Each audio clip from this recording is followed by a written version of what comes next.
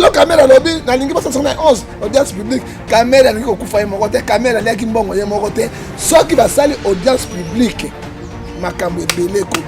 Mais à tout le monde ba image ça na Kabila, mbongo bonne zone à présence na Kabila, moi j'étais là, bazoa 5 millions de dollars, 700 millions de dollars, combien de fois pour Kabila passer dans les catholiques, pas tant qu'on a dit. Ngala c'est là que na carte, moi je pas eu l'argent, na l'ingé côté kamboka te, yango moi ngala richeté.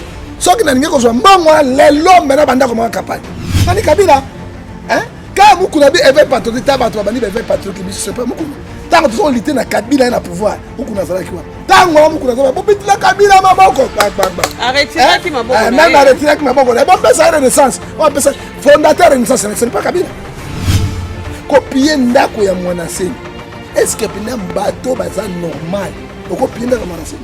Armée, police, et d'aller pour regarder bien et la bilan sécuriser. Et comme il copie pour CP. Qui est na katanga te. Barabela kuna bakukaka bango te. Et puis qu'on vende sa maman bateau innocente.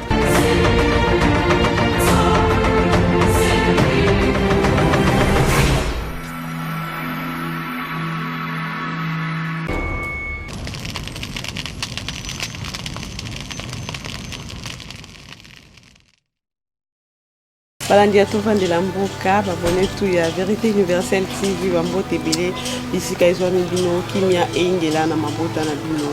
Lelo vraiment tout dans la résidence ya prophète Ngefa, yende toponi moko ya lelo pour kobeta na solo. Comme vous remarquez, il est à ma droite. Prophète Ngefa, bonjour. Bonjour maman. Falon Nzambe apambola yo to bana losambo peto na losako. Nzambe na tiki mama falon na maboko na tiketa ko bote pa na yo. Ya pese maele pe boya. Oyo kosala meza na kati na ye atiki bakongomani nyonso na maboko na yo osunga bango mboka pasi bato baliaka mbongo ko balingi biso tozosouffrir mawana ezala kati na biso na kombo na Yesu Masiya. Amen. Amen. Asali bondeli tozana mosala nzambe parce que ya bandara na nzambe comme vous remarquez déjà. Prophète Ngefa toye penza to betanie masolo concernant ndenge mayema kotambola na mboka. Tout à l'heure tu as information que bande ko na biso ba congolais baza expulsé aussi longtemps to bi que ba frontière eza fermée na mboka Angola ba expulsé bango ba bimisi bango na Chikapa ba bimi lolenge kani pe lisusu toza na événement moko le 11 mai verdict procès Vital Mona mboka Vital Kamerhe a Rosamba et bongo penza à partir à prison à Tuita qui pe a singaki national bakata courante parce que azana ba vérité ya koloba ebele aloba memi ngambota kokufa ye moko te tokoyoka ba vérité et aussi longtemps que vérité wana kolinga kobima nous signale déjà que la famille Kamerhe est menacée entre autres sa femme Amida et il y aura encore plein de surprises na kasi ya plateau ya to vandela ngona prophète Ngefa to robeta masolo prophète Ngefa sans plus tarder oyebi lolenge kani ndenge na annoncé na sommaire nanga par rapport ya procès ya ndeko Vital Kamerhe oyo bongo peza e koningisa mboka famille na eza menacée olobi boni. Mais maman nga nazali bokulaka na mboka na ngai Équateur babanda na losako atambala moko na peso losako. Losako. Liboke ya moninga basombela kwanga te okopesa mibale. Losako prophète Ngefa. Moi c'est à kitoko babenga ne moseka bana. Tosuki wana. Oh là là. D'accord. Malouba mboka yo papa. Maman, je ne sais pas ce que je veux dire. Est-ce que vous pensez que le sac comme ça? Le sac au prophète. Na salaire au botama congolais. Est-ce que vous pensez que le sac comme ça? Le sac au prophète Ngefa. Au moins la botama pygmée. Oh ya Brésil, on a tarabila mbate mutakala qui na botama congolais. Pourquoi? Pourquoi non? Complexé Brésil l'équipe so. Tala nano bandeko. Mokili nyonso bakangi ba frontière même en Europe. Nos frères sont en Angola. Lelo bazo ben sanga prophète du peuple babimisi biso na Angola bana batikapa. Siko bafungoli ba frontière batuninga. Est-ce que ba Congo kontinue bafungoli ba frontière? Tala ndenge mboka na biso ezali mal gouverné. Tala ndenge ba respectaka mboka na biso. Il nous prend le Congolais le quoi ba mouton ba vache na bango. C'est malheureux, honteux et misérable. Comment fait-il possible? Dans le déconfinement, biso na balobi toloko moko te mindele kama bapesi badete na bango barentre na classe na biloko nyonso biso tozala neti kaka bambenga. Nous attendons les décisions mais sikoyo si place oyo babengani bacongolais nyonso bacongolais amemi bango virus euti na Chine. Congolais amema ngambo mpo na nini? Congolais asala mokili nini? Congolais alonyokomaka na mboka nyonso mpo na nini bandeko na nga? Soki mpo ovandi awa na Congo elongi ya Congo okoma kokobare suki pembe ofane mpo okufi na souffrance. Bachine bana mboka na biso, baindie ba mboka na biso, Pakistanais bana mboka na biso, Baraye bana mboka na biso, ba Américain bato na mboka na biso, mais biso to soka bango na valeur. Pourquoi na monde baza ko tout protégé par l'état congolais? Bien protégé par l'état. Mais biso na monde, tu dois protéger. Na monde chinois mo et pas ma monde hein. Azo beta congolais. Lokola bomaye bato na chinois abeta leki na ngapa na nini abeta leki na ngapa na moni na Benin ba décider bazo beta Béninois na bibene ba Congo ba dire pas question à les zairité à les Benin donc tout ça c'est na bino oki mboka comment congolais ali lâche hein nzamba sala ba congolais te est-ce que tu vas pigmer ou bien tu ali bantu wabi valeur na biso. Ce que tu as mis pas si valeur te, tu se défendre te bandeko na ngai na monde. Tu as quoi bilo comme les angapam. Tala lelo ba voisin na biso ba comme expliquer biso. Dis à quoi nous ne sommes pas pe bandi lelo te. Bateau yo to na coronavirus te, et au na Chine. Hein? Na Wuhan. D'ailleurs Wuhan lelo ba bani misa tout ça le magat nango. Nous allons et c'est pitié. OK. Vous avez suivi, c'est le prophète Ngefa qui parle. Il y a des tours à plateau vraiment. Vous sentez déjà il y a une autre atmosphère avec le prophète Ngefa. Le prophète Ngefa n'a jamais eu sous la motuna 11 mains. Aussi à Vital Kamere mon amboka. Mais famille n'a comme menacée depuis balancé déjà en gros. Sa femme s'est dit qu'elle a menacé et puis bana. Azoko ça. Mon tout le monde a menacé Amida parce qu'Amida donc est dans la prison. À autant ma voiture de l'X librement. Mon taco va la famille n'a menacé c'est mon ami.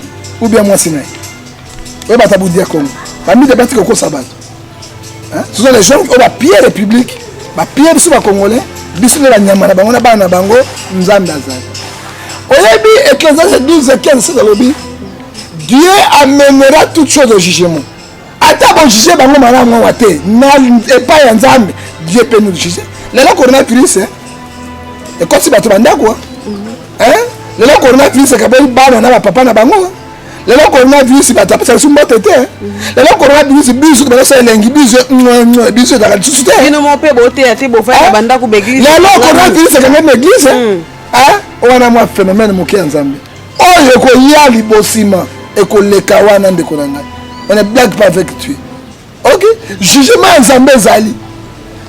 Ce qui a mis dans le bel menacé. Alors ça monte à l'état parce que tu as compris que quand même on a besoin contribuable. Hein? Ce que le caméra lobby dans l'ingi pas 11 audience publique caméra ngi ko kufa mo côté caméra leki mbongo ye mo côté ce qui va salir audience publique makambo ebele ko bima mais on a peut-être yango pe batu baso banga ba o pe basaki na kata dossier wana yango baso menacer batu ebele audience publique caméra c'est audience publique caméra motamayela nga kufa ye mo côté asengi lisupe que snela kata courant pour balanda courant balanda ngo parle ba vérité rien que la vérité pe ko la soni otobi minimum ngoto bobo et ko kweka na biso jusqu'à parce que attends famille présidentielle attendez mais selon nous nouveau riche ba nouveau riche ba bini de presse o ba niko zo ba mbongo on attendez ba ngoso et lelo bino ne ba pouvoir hein de laisser caméra tangi bino besoin de complice yango ko démissionner bino tout bokana bina boloko parce que la loi article 12 de la constitution dit tout commence de go devant la loi. Awa pe toi état de droit comme ko frapper prophète Ngefa to moni lisusu awa kende ko Chantini Ngobila Mbaka afundi André Kimbuta pour na faire 60 millions to ko kende wapi nana biso état de droit mbo aswimbwa opesa ngalo sa côté lo sako mbo aswimbwa hein André Kimbuta mutakabila Chantini mutakabila hein asali bien Chantini pour abimisi secret ba Kimbuta bakazaki mboka 10 ans le kola bazali banzambe. Comment tu peux partir aux Zambongo 60 millions porter disparu si au tiki na province nani mais moto remplacer yo à cause la nini hein ce n'est pas l'état de droit et comme ça tango nzambe na like na oyebi Hébreux 4:3 nzambe abimisi bango polele pe nzambe ça bango polele parce que Ésaïe 45 verset 7 je donne la lumière je crée les ténèbres je donne la prospérité je crée la diversité donc parce que diversité pour peuple monde batala bato ba liboso na bino bato na nyonso bazo mériter te bakamba mboka OK ce sont les criminels et les gentils ba mérité te gentil mérité na Yumbi qu'est-ce qu'il a fait à Yumbi akokanda kisasa ezali bato wana nyonso mona na ba otia bango bitia tia mais un bon jour non net jour eza moyibi un bon jour eza nzambe bon dans espoir le Congo sera libéré. Prophète Ngefa lobito ça na espoir le Congo sera libéré et na songeli yo siko ngina tuno motuna en tant que na yo de sous-té le quoi analyste politique mais étant que serviteur de Dieu apport nini parce que tout monde ndeko mukuna ko ganga éveil patriotique lobi azalaki na ndeko Joseph Kabila lelo akomina mwana mboka Félix Antoine Tshisekedi Tshilombo bino étant que basala nzambe non na bino nini ça Bible lobi dans 4 Malachie chapitre 3 verset 18 vous verrez la différence mais koba ouais OK koba pour na ebela kozolo ba maman merci na ebi yo tozalaka na yo na ebi façon na yo et puis aux journalistes à papa mbaté aux journalistes oya pesaka très intelligent merci beaucoup so na tiki yo otiana na mokato ngabe na bo mokato ngocho na manchange bota frondondo ebimi mabe bo pelengeni pe koti parce que na pelengeni non voilà omoni mukuna batika ko mbouyer bato tango tozana ngo nous cherchons la solution de notre pays solution dans notre pays il faut passage basangana hein osomona ordre mondial ça matin balanga na botama ti âge na lelo bakanga église mokolo moko tele ba église kanga na monde ça annonce que quelque chose va se préparer ça t'attend mi kat nango mukuna ebite te Kabila na Tshisekedi ni MC bazela komo mboko zoto mo avec coalition bango ne batia bango na pouvoir tant bien avec patriotique il lobe ezaki moto ya Kabila ya somo on ba les deuxième famille atuna rabino bola kse bironi na sana Kabila mona ba image te hein mais atuna bino ba image ya sana Kabila mbongo bona zone présidence na Kabila moi j'étais là bazwa 5 millions de dollars 700 millions de dollars combien de fois pas ba passer tout catholique batata on kuna te yo pozala na c'est vrai que la carte moi je pas une agent na linga ko te kamboka te yango moni na riche soki na ndeko zo mbongo lelo mera banda ko campagne donc yo kambongo le prophète Ngefa pi bakiti selio apolo bikenga na swate est-ce que bino na zalo ba négocier na ngai te tu crois ça ndio ka sindenga na zaboye ba négocier na ngai te pose la constitution babi ozomona non va tout droit hein à quoi sert un homme de gagner tout le monde s'il perd son âme amen la Bible me dit Matthieu 7 27 25 à 26 hein autozia et kotika na se Timothée 1 Timothée chapitre 6 verset 10 l'argent est toutes les sources de maux voilà na mbongo te tokotika mbongo est-ce que na bien yo za mwasi no mwasi mosobo ya mbongo te mobali pena bengi ba betina ko peso bona alosima aboyite aboyaka amisi aboyaka abikele na mbongo nayo mais ya na mbongo te ozomona okoteka nzoto nayo pe na mbongo te okoteka république na mbongo no te biso za ba révolutionnaire les vrais tango ba place ça m'a pas okoteka mboka o ngana na ba réunion nyonso avant na raté je vois de mes pasteurs mes frères comment vous prêchez les gens mais besoin de mboka na meke na mboka ba Rwanda na ba Burundi tala ba mbongo bazo manango tala ba type lelo ba ngani Kabila hein quand mukuna bi évêque patriotique ta bato bani évêque patriotique biso c'est pas mukuna tango besoin lutter na Kabila na pouvoir mukuna zala kiwa tango mukuna zala bobiti la Kabila maboko ba arrêtez qui maboko même arrêtez qui maboko la bonne personne renaissance on peut fondateur de renaissance c'est pas Kabila mukuna ta administrateur hein c'est pas travailler bien moi t'avais qu'on pense mbongo renaissance c'était Kabila hein yango mo ba mina ko ba na motema pembe yango na biso ko mena to beta na makofi est-ce que mukuna ko beta na deuxième personne de la République makofi parce que Kabila était derrière ça ya ko kamba aseka munene église munene to sa mukuna c'est un pasteur ce qu'on a là zana ye pasteur makoba yo posa prophète mais c'est un pasteur makoba bato yo ka église munene zana te parce que le kumu na bato azangi yauli OK Bible yoka Bible soloba Matthieu 18 verset 20 là où sont réunis 2-3 personnes mon nom je suis au milieu d'eux église à mon nom il y a 2 personnes jusqu'à milliard amen OK ça veut dire église à mon nom dit à quoi église à mon nom azote batonine azo préparer batonine hein azo préparer batonine avec le premier des disciples là comme une prophète de désordre parce que azo baté elle a beaucoup de ça les alliés tribalisme parce qu'il aime Oluba tu sais qu'il aime Oluba OK c'est qu'il fait mais azo pas ça c'est complet c'est compliqué ozomona mais azobosana ete pouvoir Tshisekedi aza nango lelo c'est grâce à Kabila ndeti ye alliance basani akoti na pouvoir yo na mukuna badam moko ezalaka te parce que toyokaka sese ke prophète Ngefa na mukuna boyokanaka te mpo il paraîtrait que église ya aseke ezalaka ya mukuna te ya vie na yo moko mukuna botola non aseka ya mukuna te mokola aseka azali mukuna botola aseka kobotola propriété aseka azali vie lukanju azali pala kaka mukuna bien osukaka na boxer okoma mokonzi te seka mukunda cherche aujourd'hui azala président seni il y a Seigneur d'élection. Le président va Seigneur français ni mukuna koloba pena Seigneur pena solo o pena Seigneur ya batamaye. Bible na rogera Seigneur na vérité lelo na 2018 na zwaki président. Siko o la kewana azaki diak. Est-ce que alobaki makambo ya solo abimisaki moto peuple votaki ya solo na 2011 moto zwaki net. Ça tu sais que le père o azaki na Seigneur wana. Est-ce que na bosse mwanzambe likolo pasteur Ngwemulunda. Est-ce que abimisaki moto zwaki ya solo? Prophète Ngefa, qui est derrière toi? C'est Jésus-Christ avec les anges. Merci beaucoup. L'ambiance continue avec le prophète Ngefa, l'homme de Dieu, l'homme de faits. C'est lui que nous avons vraiment choisi pour que tout vende lango. Vous comprenez déjà que tout vende la pensa makambango. Là, vous êtes très nombreux vraiment en train de nous suivre. Nous vous demandons d'entrer massivement. Ne ratez pas cette émission. Pour bandango pensa banda ne bandeli qui nous a souka prophète Ngefa to zongeli li susu to longo makambo ya religion pour na pasteur mokuna to zongeli pensa li susu politique. Lolenge kanyo ko juger alliance ya UNC na UDPS par rapport à ndenge mona mboka Vital Kamerhe na prison makala et koko bato ko katana. Je crois ko katana parce que humiliation ba humilier Kamerhe papa na ngai soki obeti na misu na nga obimisi ba kilota mulai je crois ata to lia ngana to kosila. Ozomona eloko basali Kamerhe banga basala marque wana te.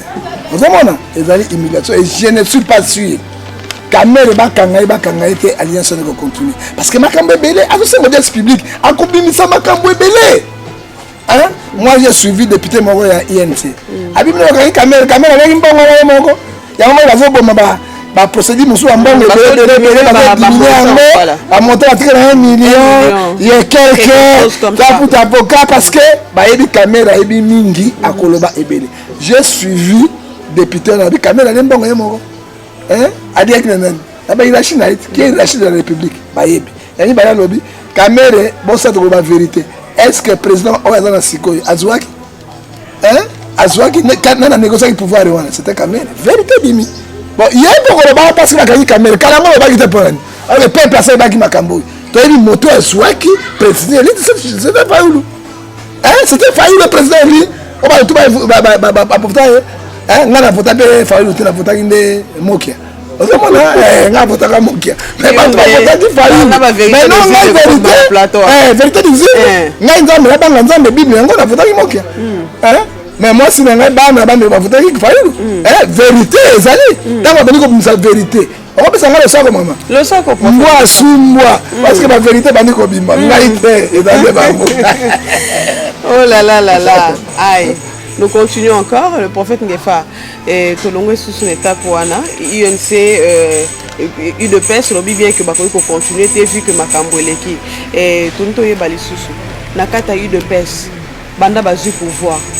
Oso juger bango comment? Est-ce qu'il y a la maturité politique to bazana menacé? Non, bazana maturité politique, il ne sait pas même défendre chef na bango de l'État. Oyo autina UDPS bazaka ko swanaka ba barrière parlement kotate banda mo 32 ans 38 ans bazaka na se parlement debout wana elongo kate ta mino le parlement ya bolongo ba soudan wana sen bolongo le parlement debout wana il faut égalité ya loi ya mibeko za mboka bolongo la wana tongo ba yei poko ba ke na ebite ba lesa ba sina bango nini bana na bango nini famille na bango ndenge nini bazu pouvoir ata bazu pouvoir bana misala yo kasi bazu pouvoir ne Kabila sika yaki Mobutu yaki Kabila ya longo bazu Mobutu akuta bango basalaki nango Kabila sala tiki bato Tshisekedi d'ailleurs a continué na bango ba kotia bandamu ba haut dignitaire ba cadre na kolongola nyonso te parce que mon conduit ma administration tikalaka mikolo nyonso baizala organiser ba ko défendre chef na bango parce que bataki toke na coup d'état constitutionnel donc c'est 2 ans 3 ans pour moi on est calabiso est-ce que yo yebi lelo la carte ya Brésil président Sikaoyo na moi mbeba saki moi mbongo moke déjà le parlement déjà convoqué va destituer parce que va destituer président liboso lula pe bakangaki ba yebi yango et là on va préparer yango au lieu ba telema na batika bangi ba du président 144 145 165 et le binin biso bi de peste ta peuple de bito bloqué bin article 63 constitution na 64 constitution personne qui en parle quand la description ba hibaki ba sala ki botango bino sala ba bango zoluka ko déboulonnage social et bongi social et bongi 100 jours et simbi oyebi Jacques chapitre 2 verset 9 lobi qui favorisme nzambe azo conseiller gola agresseur. Ok, donc John Ngefa n'a que la vérité, rien que la vérité. Je vais mourir dans la vérité dans ma bouche parce que je crains Dieu. Corona le sisi bato. Ozala mo konjo zala nani bazobanga yango obanga la nzambe te pour. Vraiment. Pourquoi obanga kana nzambe te pour? Ephésiens 5 verset 6. C'est là où la colère de Dieu vient sur les fils de la rébellion. Ésaïe 30 verset 1 à Dieu. Nzambe azotelemela bana nyonso ya libebi o bazosala ezali libebi eloko basunga pouvoir basunga Congo bino bazofinga caméra bino moko ba grand voleur oyo ba nouveau riche. Ce n'est pas moi qui a dit ça botuna mokoko fils mokoko botuna ba nouveau riche ne ba nouveau mais kabu ya nani bazebele kabu ya nani ebele batoni de pension ya ba mort baso ba concession partout on a ba preuve ba preuve d'accord ba dikamu sans preuve dans mon coco azo banana monta mbongo na bamba kamutu preuve zo lukana mon coco azana ni de pesi non voilà ngana mona kabuya kabuni na awa na côté aba Congo na jardin botanique wa kabila benga ibango kuna amatina puna rugweza vandi ruberwa azo seka mina keke azo mona kabuni zo ba pouvoir les arraner lengi boya ce n'est pas lui. Ce n'est pas lui. Et nous, l'équipe monde mobile. Ça, il m'a dit 32 ans de pouvoir. Parce que parce que tant que technologie est modernisée, ils ont élevé. On met qui ma mission. C'est ça le problème. En fait, Ngefa, tout le monde a eu de peste, tout le monde a fait mandat. Babi lelo a un problème ya mutu ndenge ba beta qui est tout consommer mon entier mi côté naé a réclamer que l'état restitue ba bien naé na cause que sa président Félix topé Kabila ndé muta ngai Kabila basuda Kabila botanga $2000 yo polingi basongi bazo sape mbongo na ngai awa balanga na mbongo depuis ville te ba ko botanga na propre essence ba du $1800 ba du $200 ba pasoli yango basuda Kabila bazo msango tu sais que comme président tu sais que ça mbongo na ngai ça $2000 comme on a fait mité OK basala babito tango basala la bille l'état futaka parce que ba soda mais la police ba service à l'état yanina amande ba futa Jean-Pierre Bemba ya réparation Bemba Jean-Pierre Bemba buna bituma na bangi azali chef ya ministre ndia futaki yango osomona likama mona semi ezali kama muke c'est un vieux un combat fatigué so la seni no ba droit na ibo ezali négociation Jérôme nani ya kuna kingu kuna na nini wana bozo négocier na ye bozo négocier na no ezali ko sa vie ta $200,000 ta $300,000 et puis ndako pe mon ancien ezali l'électricité mbongo ko uta wa 200,000 300,000 na ba perte ba mbongo nyonso 100,000 na mboka a prophète lelo caméra yakuna bazui baka mbongo butu moya bazui baka mbongo butu moya c'est un problème de négociation ya ko sambutsa ye bosokisi ye bokenda ngaliema botina sen bébé lelo so mon ancien makufi oyebi ke ba kongo ba se rebeller pas les arabes moko ya matatu so ba bloquer na ba kiss na biloko na bango wana moto okote ta ko bimate ba kongo ba amystique siko bino ba masate bango ba flèche ba ndika ya misango ba bombe mystique siko ba okote na ndenge ba kongo misa ba benga bango ni rayon nini o ba sala nini oyo bani ba rayon solaire bani mo matamba osumo akamwe ngote ba bango ni toi d'araignée boko ya toi les kangi bino na motamo ba commando ba guerre komata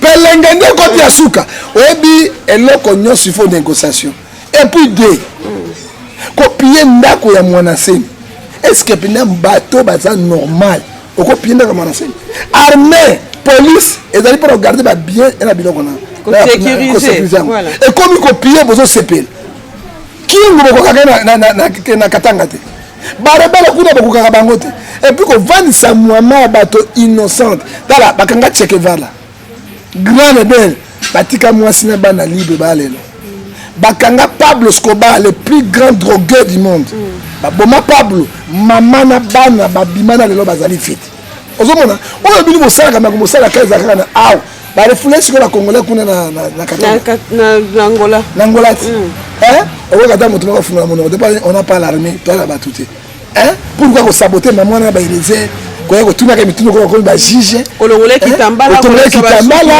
l'accès ba suku na ye bana na ba réseaux sociaux ko publier bana na autorité ba élysée a député député je vais savoir ba député député moi pour tout on a vu député bina seul un député comme ça obi élu yo kana bisayo élu faini a député élu siko baza ba pona bango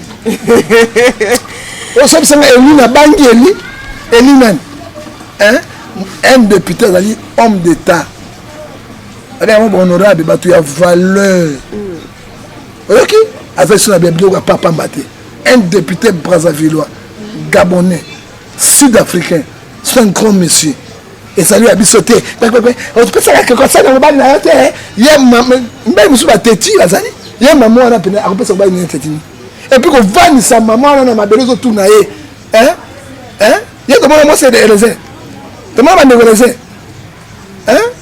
voilà ngolo bani par là ba fait tout la côté biso na mboka na niveau nyonso OK toi au moninga so moninga pina elongoka mongal omoni longa pecho kilonga mobutu elonga mobutu omoni rebi mongo asala mato ete longa mpuku ozomona so omoni sele na vandi okona mosai ozomona omoni maître na kuna pili moto bandundu et bon ma Brigitte mama punga te wala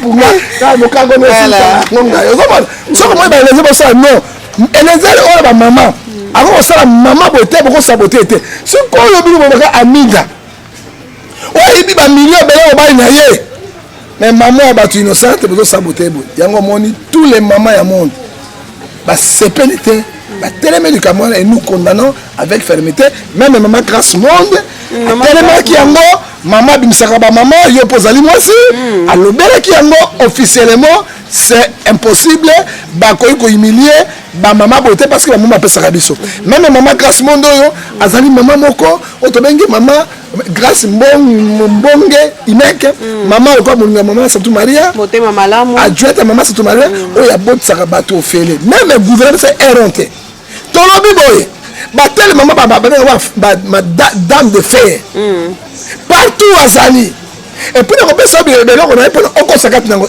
akodéfendre bamama ata gouvernement tozali na motion moko na parlement ya gratuitement ya accouchement il faut eleka soki eleki ozala avantage na biso nyonso parce que azosonga 24 provinces 26 provinces nyonso na république Congo avec ses moyens eloko ozolekela ngai mama ya nini akoprovenir kodefa mbongo mpona bacésarienne alors biso tolobaki boye avant na l'état asala makambo na ye po aza ministre social te numero na ye ya whatsapp yango oyo bandeko bazwa 0243 97 22 22 22 na 2 oyo whatsapp na kobenga direct numéro mpesa na ye on a $1 $2 mpona contribuer bana poto tu bozoyoka ngai azali congolaise ya motema malamu adjointe mama Maria 082 58 81 286 082